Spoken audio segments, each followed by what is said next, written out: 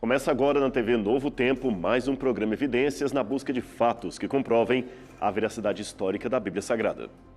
No programa de hoje vamos ver os principais achados arqueológicos relacionados à Bíblia e que tiveram a sua descoberta ou pelo menos a sua divulgação nos últimos 3 ou 4 anos. Existem duas verdades em relação à arqueologia que pouca gente divulga, mas são marca registrada dessa ciência. A primeira é que a arqueologia vive de fragmentos de história. Guerras, terremotos, ação humana e ação do tempo fazem com que a maior parte do tesouro, chamado antiguidade, desapareça sem deixar muitos traços de sua existência. Isto pode decepcionar alguns, mas não deixa de ser uma tarefa empolgante o achado de um mínimo objeto que nos ajuda a recontar a história antiga. A segunda verdade com respeito a essa ciência reside na ironia que muitos dos principais achados da Terra resultaram de descobertas acidentais feitas por leigos sem nenhuma pretensão arqueológica. Há poucos meses, engenheiros israelenses estavam envolvidos na construção de novas pontes e estradas, especialmente na região de Bini Anel Haumá, que faz parte da grande cidade de Jerusalém. Ali encontraram uma antiga coluna dos tempos romanos sobre a qual estava uma sentença hebraica e na base das linhas o nome Yerushalayim, ou Jerusalém, exatamente como se lê em hebraico até os dias de hoje. A inscrição completa dizia assim: Ananias, filho de Dódalos, de Jerusalém. Esta é a mais antiga inscrição com o nome completo da cidade, Yerushalayim, grafada exatamente como se lê até hoje em hebraico nos dias modernos. Antes disso, conhecíamos apenas inscrições do nome em aramaico, como as que aparecem em algumas moedas antigas, ou na forma abreviada, Shalem ou Salem, que seria a mesma cidade do rei Melquisedeque, citado no livro do Gênesis. Sobre o autor da frase Ananias, este era um nome judeu muito comum nos tempos bíblicos. Vários homens são assim chamados na Bíblia Sagrada. Os mais famosos seriam o marido de Safira, mencionado no livro de Atos, um dos companheiros de Daniel, que sobreviveu à fornalha ardente de Nabucodonosor, e também o nome daquele senhor de Damasco que curou a cegueira de Paulo, batizando-o muito provavelmente logo em seguida. Isso está em Atos capítulo 9, verso 10. Ananias resulta da junção de duas palavras hebraicas, Haná, que quer dizer graça, e Iá, que é a forma abreviada do nome sagrado de Deus, Yahweh. O sentido, portanto, seria algo como Javé é misericordioso. Já o nome Dódalos, a quem esse Ananias aparece como filho, seria um nome grego que alguns acreditam ser apenas uma forma de honrar um antigo herói dos gregos. Dédalos, o pai de Ícaro e antigo arquiteto do rei Minos, que construiu, segundo a mitologia grega, o labirinto do Minotauro. Eu, particularmente, não considero esta a hipótese mais viável. Veja, o fato é que os judeus estavam muito influenciados pela cultura grega, isto é verdade, mas não a ponto de trocar o nome de seu pai biológico numa inscrição pública por um nome fictício de um herói grego. A ancestralidade paterna, num contexto patriarcal, era algo muito delicado, portanto, não creio que ele havia mudado o nome do seu pai. Por isso, a meu ver, trata-se realmente de um judeu chamado Ananias, provavelmente fabricante de vasos de pedra ou de barro, e que era filho de um grego ou um judeu helenista chamado Dódalos. Só para lembrar, essa composição não era tão incomum se lembrarmos que jovens como Tiago e o próprio João Marcos eram filhos de mãe judia e pai grego ou romano. Agora, o ponto mais importante da inscrição, sem dúvida, é o nome Yerushalayim, ou Jerusalém, escrito com todas as letras que todos reconhecem há 2000 anos e mostra que o seu nome, ou a sua fonética hebraica, não mudou desde aqueles tempos até o dia de hoje. E é claro que num contexto de efervescência mundial em torno de Israel, especialmente depois do anúncio de Trump sobre transferir a embaixada americana para Jerusalém, esse achado pode ter um grande significado arqueológico, mas também político. Contudo, para mim, não é o significado político mais importante no momento, e espero que o significado político não ofusque o brilho do segundo sentido, que é arqueológico, e, acima de tudo, o sentido espiritual desse achado. Isto mesmo, espiritual. Sabe por quê? Nos tempos romanos, era comum doadores e mecenas terem o direito de escrever em colunas de um edifício, especialmente um edifício religioso, o seu nome, o nome de sua família e do Deus de sua devoção. Este era um indicativo de que aquele cujo nome todos poderiam ler na coluna ajudou a edificar aquele santuário. Eu mesmo já vi várias dessas inscrições em templos gregos, romanos e antigas sinagogas. Essa, por exemplo, que você vê em seu vídeo, é a sinagoga de Cafarnaum. E ela tem uma coluna que traz o nome de um certo Herodes, filho de Mônimos, que juntamente com outros ajudaram a edificar aquele prédio. No caso dessa coluna encontrada agora em Jerusalém, em Israel, não sei precisamente se ela fazia parte de um santuário, de uma sinagoga, ou se seria levada como elemento votivo para o templo em Jerusalém. Contudo, ela me traz à memória uma promessa apocalíptica que eu tenho certeza que caberia muito bem nesse achado. E uma promessa que se tornou frase de cabeceira em minha mente. Ela está aqui no Apocalipse e vou ler para você. Ao vencedor, faloei coluna do santuário do meu Deus, donde jamais sairá. Escreverei sobre ele o nome do meu Deus e o nome da cidade do meu Deus, a Nova Jerusalém, aquela que desce do céu da parte do meu Deus, e também o meu novo nome. Apocalipse 2, verso 12. Não conheço nada mais acerca desse misterioso Ananias que deixou a sua inscrição nessa antiga coluna, mas eu sei o bastante acerca do seu gesto e o significado simbólico que o Apocalipse imprime sobre esse costume. Ao ver essas imagens dessa coluna, deixe-me dizer que eu peço a Deus que me dê o privilégio de ajudar a construir o reino de Deus na terra, para que o meu nome, junto com o nome de Cristo e da Nova Jerusalém, estejam impressos nas colunas do santuário celestial. E eu espero que esse também seja o desejo do seu coração. Agora, pegando uma carona nesse achado da coluna que acabamos de mostrar, eu lembro também de uma coisa interessante que o time de arqueólogos locais havia mencionado. É que o local onde aquela coluna foi encontrada era originalmente uma vila de oleiros judeus do primeiro século, isto é, profissionais especializados em fazer vasos, ânforas, panelas, copos, etc., tanto de barro quanto de pedra por causa da purificação dos judeus, algo bastante em voga nos dias de Herodes. E este é um dado muito importante. Você certamente se lembra do episódio das bodas de Caná da Galileia, em que Jesus realizou seu primeiro milagre e mandou que enchessem de água 6 talhas de pedra que os judeus usavam para as purificações. João 2, verso 6.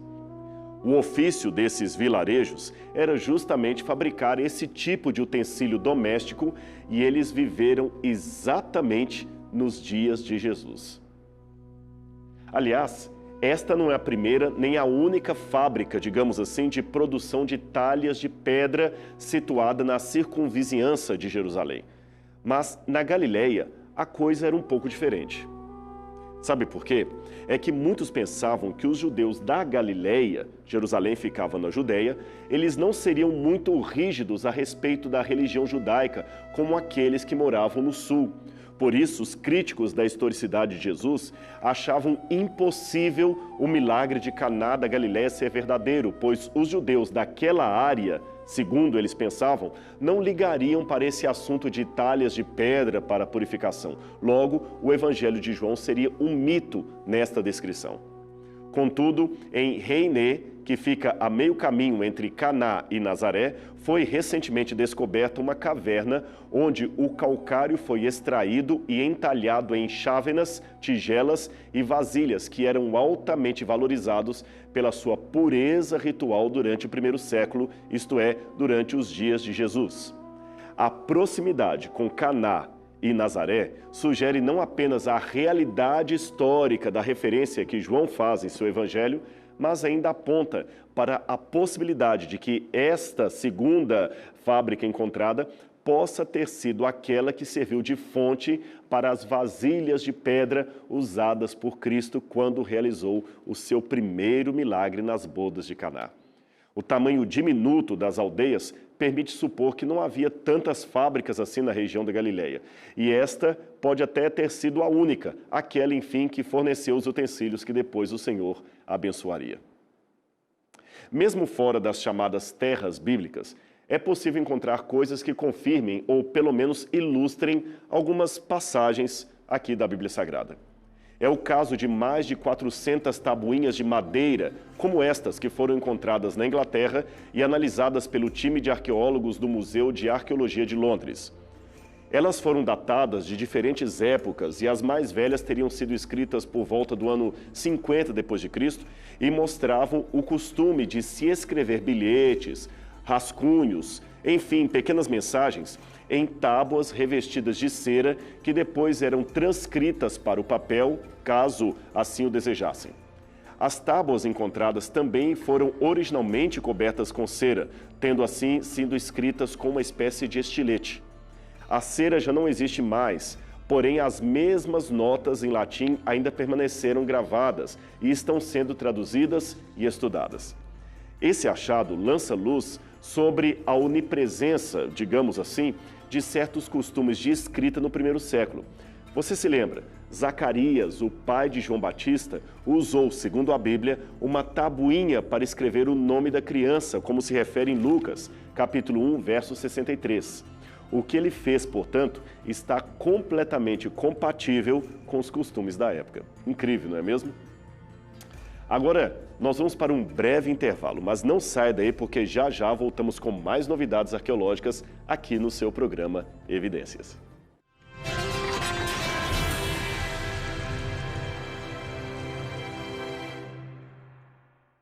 Estamos de volta com o programa Evidências, hoje conferindo os últimos achados arqueológicos que têm relação direta ou indireta com o texto bíblico.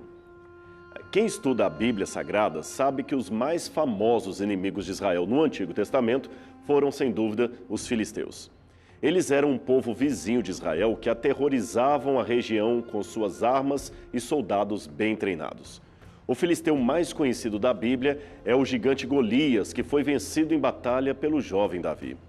Durante muito tempo, os filisteus foram o povo mais poderoso de Canaã, porque eram os únicos que sabiam manipular o ferro e, portanto, criar armas de ferro. Você pode encontrar isso na Bíblia Sagrada, em 1 Samuel, capítulo 13, versos 19 e 20.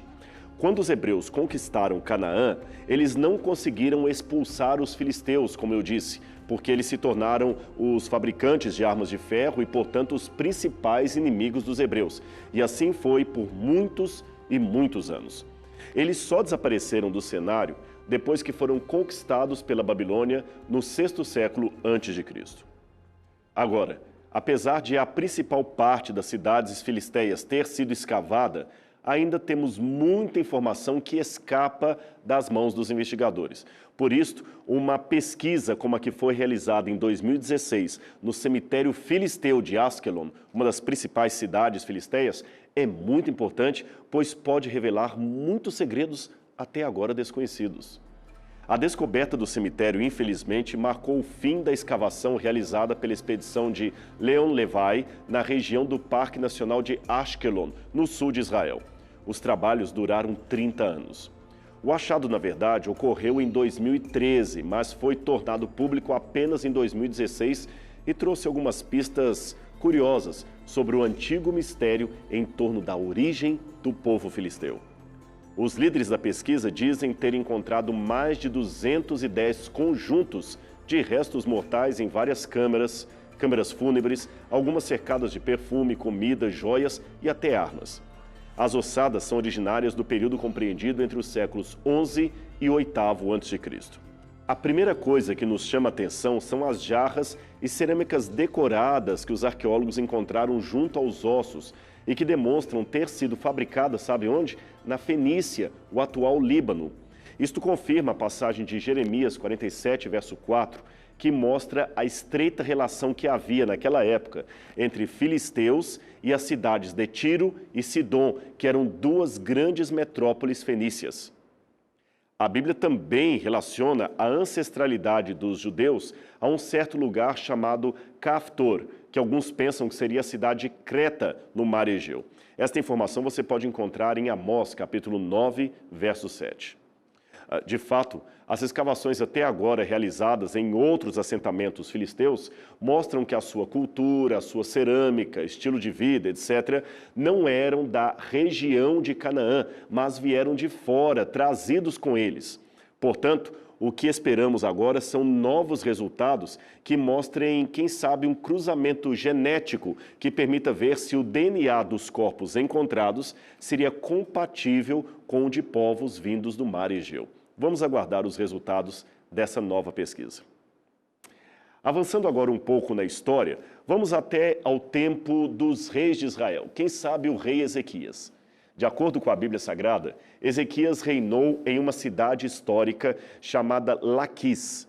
E dela, é claro, a capital era Jerusalém, mas ele também reinou em Laquis. E de Laquis, ele baniu todas as referências pagãs que a cidade possuía.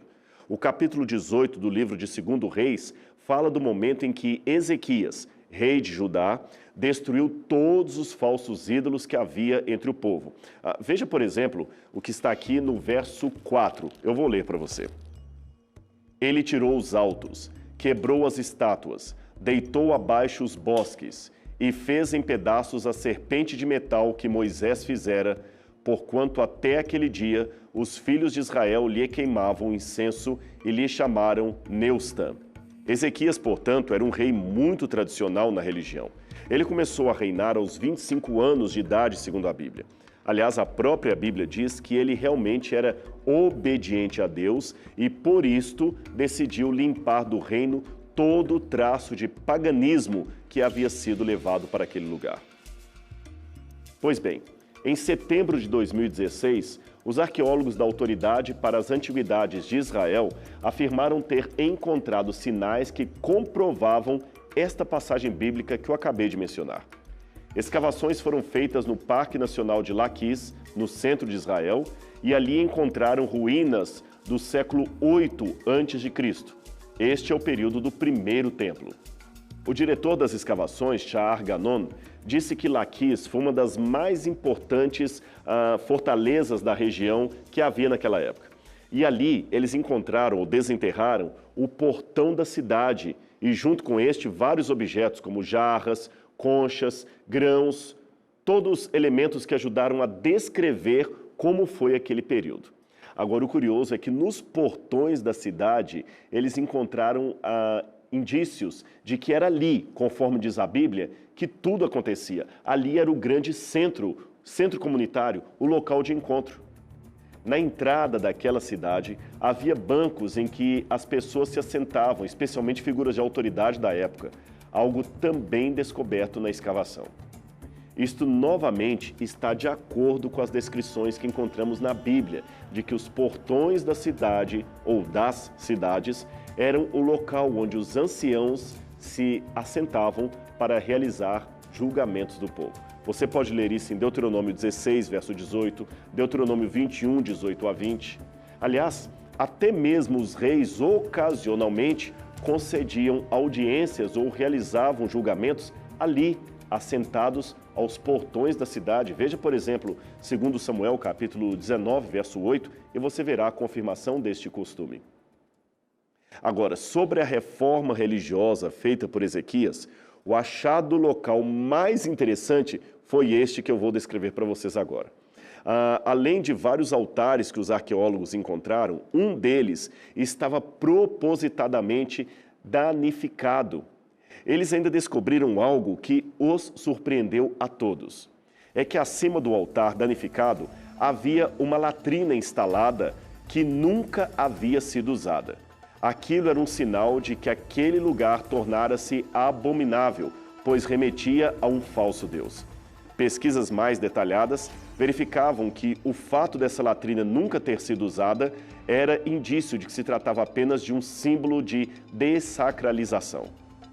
Esta referência a tornar um altar, uma latrina que nunca foi usada, pode ser encontrada na Bíblia Sagrada. Isto mesmo, quando nós vemos aqui o relato da reforma religiosa que Jeú fez sobre Israel, veja o que a Bíblia fala de como ele destruiu os altares de Baal. Preste atenção que eu vou ler para você. Também quebraram as estátuas de Baal, derrubaram a casa de Baal e fizeram dela latrinas até aos dias de hoje. Segundo Reis, capítulo 10, verso 27. É incrível, não é mesmo?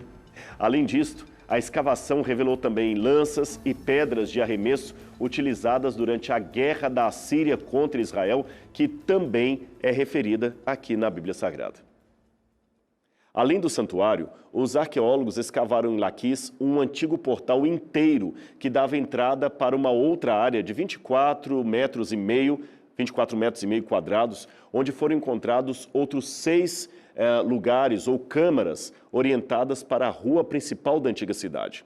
A descoberta foi muito comemorada pela comunidade de arqueólogos e também entre os religiosos, pois agora podemos afirmar o tamanho do portal, que, aliás, coincide muito com os conhecimentos históricos e arqueológicos que temos sobre esta cidade bíblica. Falando nisso, um dos fatos bíblicos mais atacados nas últimas décadas foi a existência histórica de um reino unificado de Davi. Como você sabe, de acordo com a Bíblia, após substituir Saul no trono, Davi tornou-se um poderoso rei entre os séculos 11 e 10 a.C., unificando todo o território das 12 tribos de Israel. Esse mapa mostra a grande extensão do reino davídico sobre toda a região, incluindo porções de terra que hoje estariam no Líbano e na Jordânia. Acontece, no entanto, que não foram encontradas, até pouco tempo atrás, nenhuma grande evidência de construções reais demarcando a realidade de um grande reino unificado. Assim, os mais críticos ou céticos concluíram que aquela região foi sempre uma colcha de retalhos dominada por um rei local, por um governante local e nada mais do que isso. Contudo, aos poucos, as evidências de um palácio davídico foram encontradas, sabe onde? Em Jerusalém, reforçando que ali poderia muito provavelmente ser a capital de um grande reino. Além disso, noutras partes espalhadas pelo vasto território fora de Jerusalém, também temos a presença de palácios, fortalezas governamentais, aliás, muito semelhantes arquitetonicamente uma com a outra, o que evidencia a ideia de um reino unificado sobre toda a região. Evidencia, noutras palavras, a verdade que a Bíblia apresenta. Os mais céticos reconheciam que isto era perceptível. Por exemplo, que esses palácios nada tinham de arquitetura dos filisteus e que, obviamente, eram israelitas. Porém, havia um pequeno problema com eles: a datação. É que os defensores da baixa cronologia, isto é, aqueles que rejeitam a historicidade bíblica, diziam que esses palácios eram muito posteriores ao tempo em que a Bíblia coloca Davi, que eles foram erguidos séculos depois de sua morte. De acordo com esta teoria, foi uma geração posterior de israelitas, datada entre o século 8 e 7 a.C., que ergueu esses edifícios e decidiu transformar sua história no mito davídico para propagandas nacionalistas. E foi por esta razão que criaram a lenda de um rei pastor que vence o gigante Golias e governa sobre todo Israel, mas que isto nunca tinha acontecido de verdade. Esta tese, porém, está sendo desmentida por vários achados. Um deles, aliás, publicado agora recentemente, em 2018, pelos professores Avram Faust e Yair Sapir, da Universidade de Bar-Ilan, em Israel. Estas são as ruínas da chamada Casa do Governador, encontrada em Tel El-Ton, que fica entre Jerusalém e Gaza. O edifício, tipicamente israelita, era datado pelos céticos como sendo do 8º ou do 7º século a.C. e, portanto, posterior aos dias de Davi. Contudo, exames de carbono 14 feitos pelos professores que mencionei agora indicam que a construção estaria em pleno uso no século 11 a.C., o que coincide com a cronologia bíblica, com os dias do rei Davi e não com os dias de seus descendentes.